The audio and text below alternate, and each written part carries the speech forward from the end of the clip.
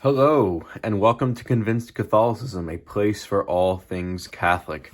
We have our second unboxing here on the channel.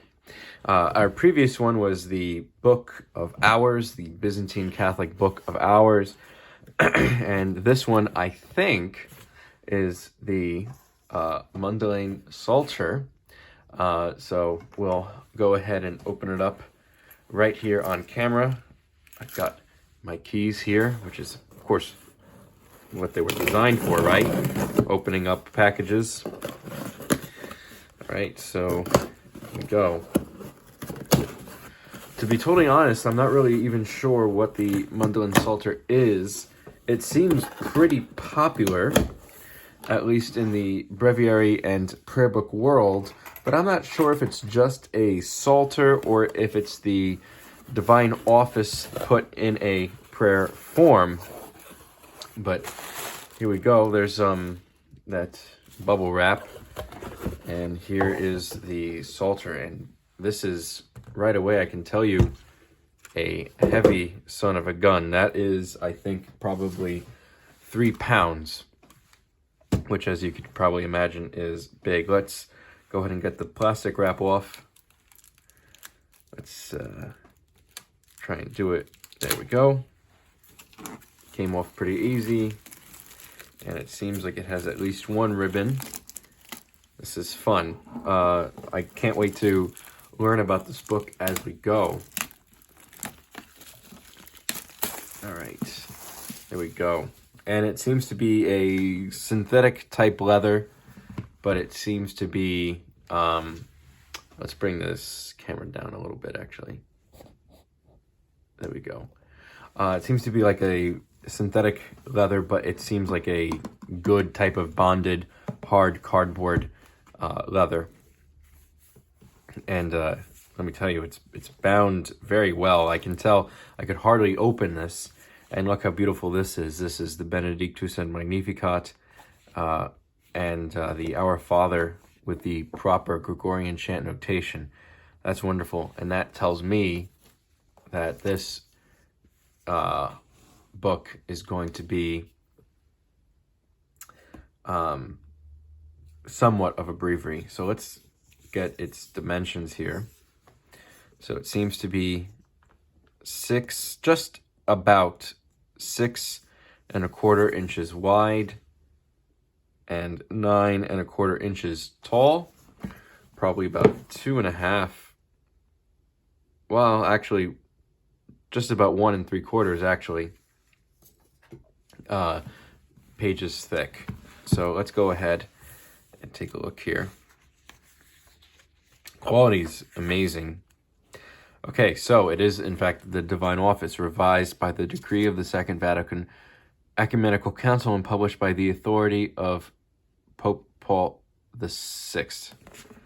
The Mundelein Psalter, 4-week cycle with appointed texts, morning, evening, night, office for the dead, and it's approved for use here in the United States of America. So, very good. It seems like I was saying before that this is a very popular book, but not a whole lot of information is provided on the internet. So we see that we have a proper of seasons. We have the 4-week Psalter, and we have the commons for, we also have the proper of saints. All right, so this doesn't seem too different from, say, Christian prayer. So let's go ahead and go to what the proper actually is. In fact, this looks like it's almost exactly the same as Christian prayer. But let's go ahead and go to the second Monday after Easter. We're almost there, it seems. Second week of Easter. I'm filming this on a Monday. You'll get this on Tuesday. So you know what? Why don't we actually put it on Tuesday morning prayer? Tuesday morning prayer. And I was wrong. It does not have one ribbon. It has several. This is a really nice book. Okay, so this has, it seems like 3 ribbons. Let's go ahead and figure this out here.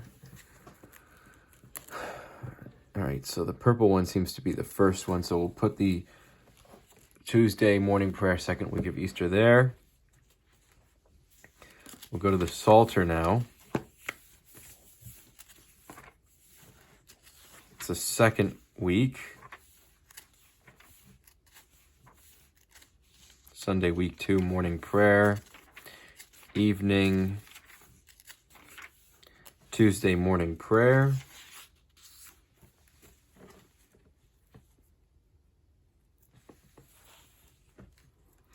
And I think we'll put the third ribbon. Yeah, I don't know. It should be, I suppose, in the propers of saints, which would be for tomorrow, the 18th of April. But there's probably not a feast day for that, considering I've been praying the office for quite some time now, and I think I don't remember that, but there we go. The next feast would be Anselm, Bishop, and Doctor, as you can see there. And so there it is, set up nice and beautifully. There's the title. This is so nice. What's the publisher? Hillenbrand Books. This will run you $70, by the way. I would not have bought this unless if I were either saving up for it or if I had accumulated points on Amazon like I did. I will put a link to it, but I'm not so crazy about the price. It does seem like the quality is amazing and that the text size is incredibly legible. And the fact that it gives you the Gregorian notation here is wonderful as well. I took a course on Gregorian notation when I was in college, but that was already some years ago. So I'll have to figure out how to pray this once again. But it does seem that it does seem that it is approachable. So this would be 2 notes and then 3, and then I would imagine it would be based off of the asterisks here that you could see here on Psalm 43. Defend me, O God, and plead my cause against a godless nation. From deceitful, cunning men, rescue me, O God. We can already kind of see that the asterisks and the italics there indicate when the note changes happen. And I'm sure that there's some sort of a guide here. I would be very disappointed if it did not have some sort of a guide. So, as we can see, it does. General instruction of the liturgy of the hours. Prayer of Christ. Christ, the intercessor with the Father. Let's see here.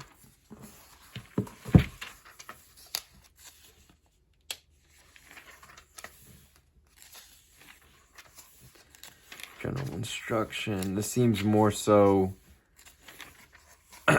invested in the hours in general.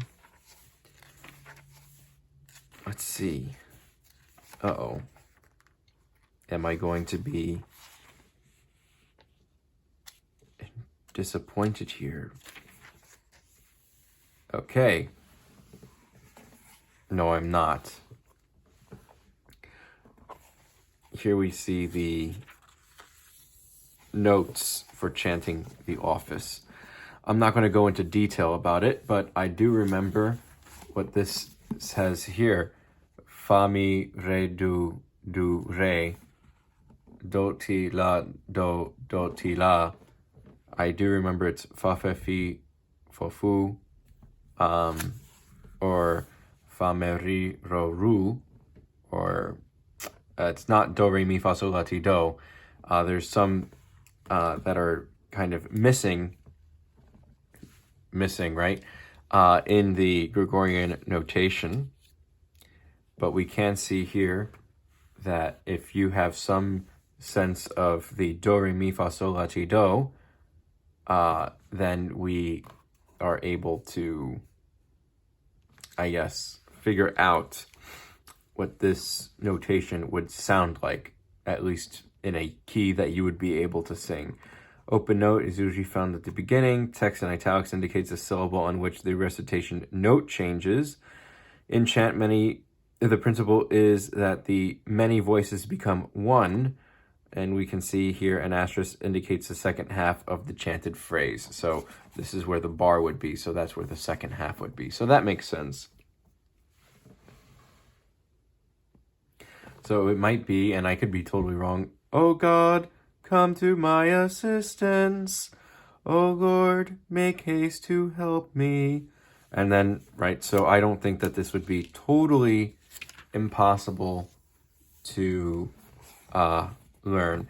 And I like that the Benedictus and Magnificat and the Pater Noster are conveniently in this little, I guess you could say, leaflet that you could put in there so that you don't have to flip all the way here in order to,